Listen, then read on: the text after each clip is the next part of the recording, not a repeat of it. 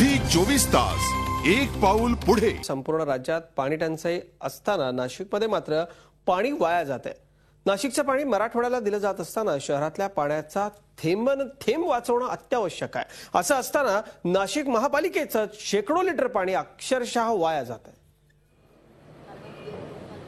नाशिकमध्ये हे पाणी वाहतंय चक्क महापालिकेच्या मुख्यालयामागून।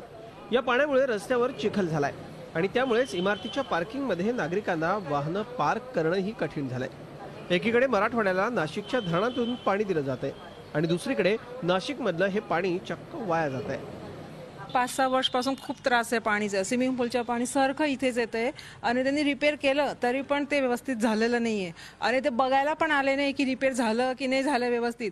काय गव्हर्नमेंटच्या पैशाचं फालतू जात आहे का? ते आमचेच पैसे असतोय तेवढं कधी बघायला येत नाही। आम्ही त्यांना किती वेळ कंप्लेंट केली आहे की तुम्ही या बघा इथे की पाणी बरोबर जातं की नाही, पण ते अजूनपर्यंत बघायला आले नाही। 10 वर्षांपासून इथे एक स्विमिंग पूलनी पाणी सोडलं साफ करण्यासाठी की इथे साठतं आहे।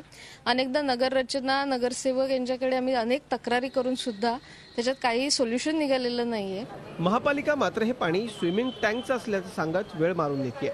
महापौरांनी याची दखल घेत पाणी गळती तात्काळ थांबवण्याचे आदेश दिलेत। शहरातील काही ठिकाणी वितरण व्यवस्थेतील बिघाडामुळे किंवा इतर काही तत्सम तांत्रिक बिघाडामुळे पाण्याचा अपव्यय होत असल्याचं निदर्शनास आलेले आहे। त्याबाबतच्या काही तक्रारी सुद्धा प्राप्त झालेल्या आहेत। संबंधित विभागाला तातडीने त्याबाबत कारवाई करण्यास सांगण्यात आलेले आहे आणि त्याप्रमाणे कारवाई सुरू आहे। शहरात माणशी 150 लिटर पाणी आवश्यक असताना 250 लिटरपेक्षा जास्त पाणी वापरलं जात आहे।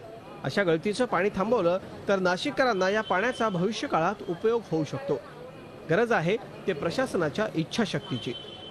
झी 24 ताससाठी योगेश खरे, नाशिक। झी 24 तास एक पाऊल पुढे।